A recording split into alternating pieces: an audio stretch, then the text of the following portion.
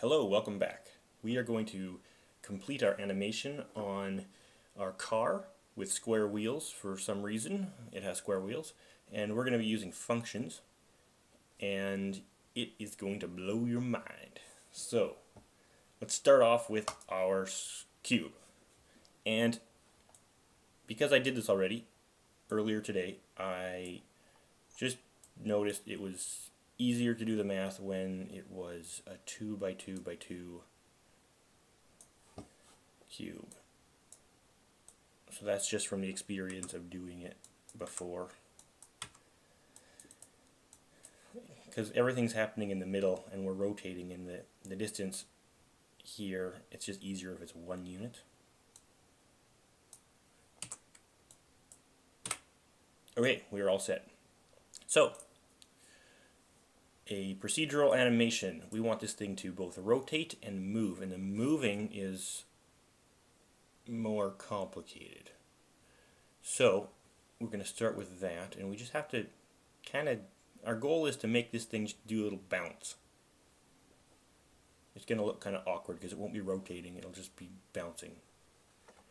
And so we need to come up with a function that represents that motion and then alter it to suit our needs, like alter the values of x and stuff like that.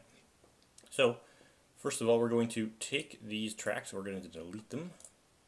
We do not need the traditional animation tracks. We want to add a procedural position track. Look how awesome this is. You have all these awesome things, all the trigonometric functions, and you can just tell them to equal x. And when you have a graph, I have one open here. Here's our graph, and when you have a graph that is like showing motion, like a parabola shows a trajectory of a projectile, that is always mapping the vertical coordinate over time. So x is going to be time. So our graph is going to look exactly like a shape of the shape of our curve. So we play around with something. First we just want something that kind of bounces, a repeating expression, and a very common one is sine of x, and that is halfway there. We kind of like this bounce, but then it goes negative, and we don't like the negative because that's going to make our thing go in this wavy pattern. We want it, when it becomes negative, we want to basically remove the negative and make it go positive again. So we go bounce, bounce, bounce, bounce. And we can do that with the absolute value function. I believe that's like this, bracket. Perfect. Unfortunately, it's not that simple, because we look at our, here is our square, and we see that it is 2 units by 2 units. And if we look back at our graph, we see, or here, let's go back here. We know that when we want this thing to fall down, it's moving by 2 units. And if we look at our graph, you'll see when it falls down, it's not at 2, it's at some weird number, 3.14, and what do you know, it's pi. Just because of math, it is pi. And so we're going to have to alter this graph, and we're going to use our, think back to school and high school and think about how do we shift and scale this graph. And we can scale stuff by actually multiplying x by something. And suppose we wanted to make this curve happen in 1 second. We would want to bring this point all the way over here. And how do you turn pi into 1? Well, you simply divide by pi. And because of the ways functions work, you multiply pi by x in the sine function. I hope there's a pi here somewhere. There it is. And awesome, that worked. Now, however, that just gave us 1, but we need to make it 2 because that is the size of our cube, and it's going to rotate and then go thump over here to 4. So we want this to be 2. And we knew multiplying it made it smaller. So if we go like this, let's try, what does 2 pi do? 2 pi x. Whoops. That's not resolving anything. Okay. How about, I have to learn how to use this. Let's go pi divided by 2. Then delete that. That didn't work either. Okay. Oh, let's put our pi back in there. Now, let's try dividing by 2. Okay, that made it shorter.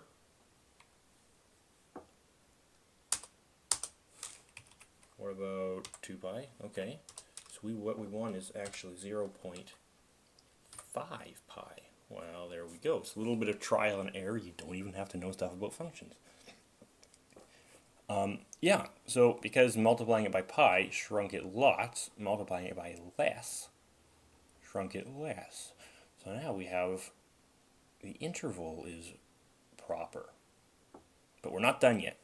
Let's go back to our Art of Illusion scene, and let's look at this. If we have, oops, wrong tool, we want this to rotate. So this is going to pivot on here, and the center of the object is going to move along the path. So what we want to know is how long this diagonal is when it's standing upright. So we know the exact coordinate it has to be at. And that's why I picked these dimensions, because we can use the Pythagorean theorem, and we know that if we draw a triangle here, just imagine an imaginary line, we know that the hypotenuse is equal to the square root of 1 squared plus 1 squared, which is the square root of 2. Which, yeah, so we know from here to here, the distance is the square root of 2. And I'm going to say the square root of 2 because it's an irrational number and it keeps going forever, kind of like pi. So saying the root of 2 is easier. So, what we did before, I think we can just, if we multiply the whole function by a value, the height changes. So we want to multiply the entire value by the root of 2, perhaps? Let's try that. Square root of 2. And the square root of 2, let's open a calculator. Let's see here. We're going to say equals. There's our number. So the diagonal of that quadrant of the cube is exactly this long. So our graph should be peeking out at, look at that, exactly what we wanted. However, I do realize now that this thing is going to be up here eventually, and its coordinate is actually its y coordinate is going to be 1. And we don't want it going 1.4 units up. We want it to go over 0.4. So we actually go back here. We want it to start at 1 and go up to the root of 2 and then back to 1. So we can just subtract. Here, let's put some brackets around this. And then we're going to subtract 1. And now you have the graph we're going to use. It goes up high enough and it's long enough. Each period is long enough. And so now, this is our magic graph that is great. We're going to copy this. Apparently I can't copy with a right click, so we'll go Control C. I'm going to go back into Art of Illusion, and we're going to go to this procedural position track. And the first thing I like to do is make a comment where we can paste in Oh, what happened there?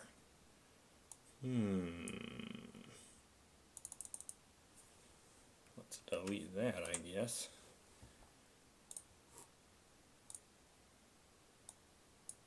Can I not just copy this? I did earlier. Try one more time. Control C. Control V. Okay, that was terrible. We're going to say square root of 2 minus 1. See, that works. I just do this so I have it in the same screen and I don't have to keep looking back. Square root of 2.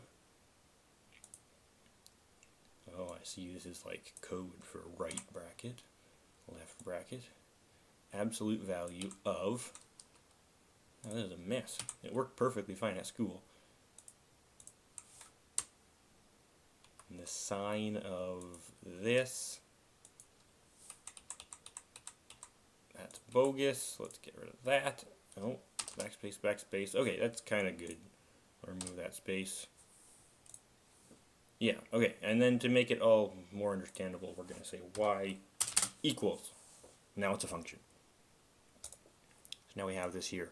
And our goal is to construct this out of modules. Now there is a custom, or you can do an expression and actually type stuff in there. But you wouldn't understand what I'm doing as easily, and I don't know the actual commands, like is square root, like it is in Java. I don't know. So we're just going to cancel this and do it manually. So let's start with this first term right here. We need a square root, a 2, a 1, and a minus. So we're going to look around. We need that'll be the 2 and the 1. We need a minus. Now there's a subtract. And a square root, which is going to be in the functions. Square root. Alright. Let's make this a 2. This will be a 1. And it's going to be 2 going into the square root function. And we're subtracting 1 from it all. Like that. That represents this first term. Now we want to make the second term. We're going to need an absolute value function, which is right here. And what are we putting into it? We're putting in the sine. So I'm going to grab sine. Sine's going into this. So move it all over here. What's going into sine? Well, we need pi. We need another number. This number is, come on, 0.5. And remember what I said before about x. X is going to be our time. So we're going to grab our time module. We're going to take another number because we need pi as well. And I don't think there's a pi in here. So I'm just going to grab a number. And I want pi, which I mean it's just going to be 3.14159. I'm hoping that's enough decimal places. And we want to multiply it. We could also divide by 2, but this is what I'm doing. Multiply pi times 1/2.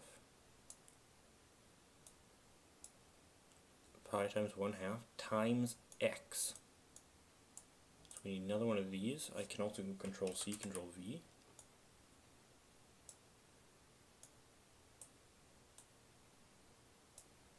Just want to make sure I'm doing everything right. Yeah, 0.5 times pi times x. Yeah, we're good. Oh, I can even do this. Well, look at that. Multiplying time by that. That's all going into sine. And now we have this absolute function. So this represents our long second term. And now we're multiplying these two together.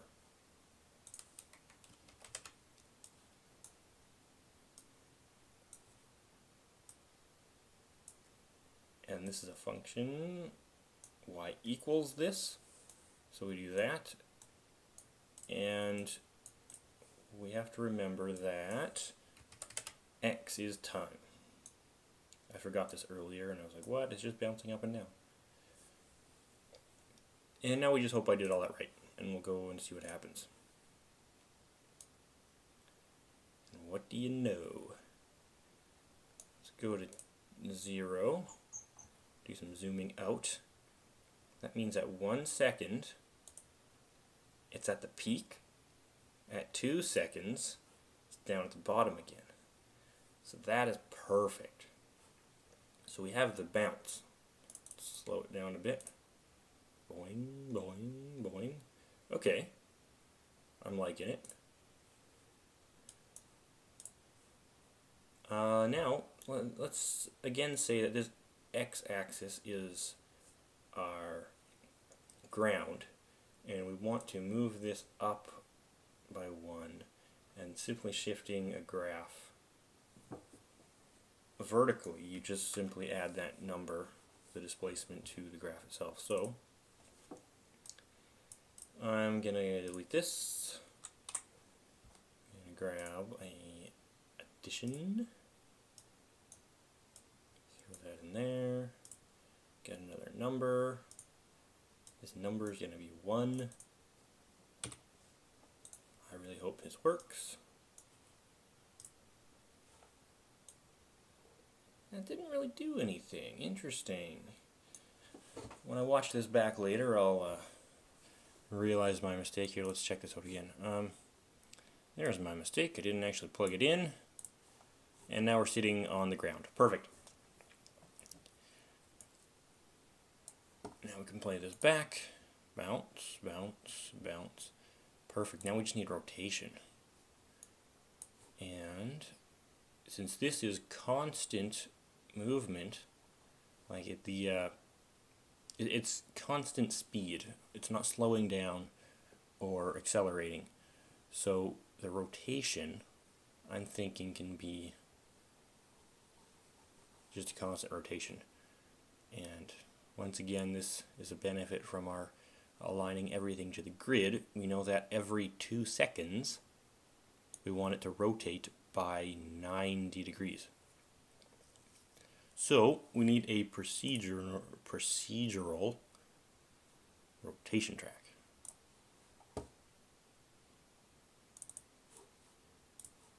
And let's see here, this is y, that's x, so the third coordinate is z. We want it to rotate around z.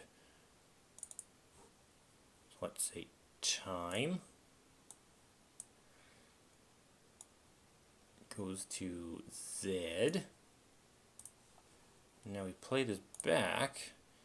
You see the thing is slowly rotating, because whereas with position it considers 1 second to be 1 unit, here with rotation it's considering 1 second to be 1 degree. So that's not going to work. We need, in 1 second, it has to rotate by 45 degrees. So we're just going to multiply time by 45. I'm going to use the scale shift. I like this one. That's going into Z. We're multiplying it by 45. Okay. That looks good. What about at 2 seconds? Looks good. What about at 1 second? Looks good. Let's play it and see what happens. Boing, boing, boing. I think that was pretty darn good myself. Let's go back to 0. I want to show you something before we end here. The sine function, or maybe my rounding, because I only went to 5 decimal places with pi. There's a variety of things that could cause this, but if you look close, and we slow things down, you'll see that it's not perfectly staying on the point. It's like maybe 3% off, and you won't even notice. There's just some error there, because, I mean, it doesn't go to infinity decimal places. Like, it's doing the root of 2 and pi. Both have infinite decimal places, so, yeah, it's doing some rounding. There's a tiny bit of error there. Maybe Art of Illusion only goes to the 1000th place, I don't know. But it's It is good enough, absolutely, because this is just constant. Well, let's speed this up. It's never going to end. It may have been a little more work to get it rotating, but now it's going to rotate forever, and we can just drive our car forwards as far as we want to go.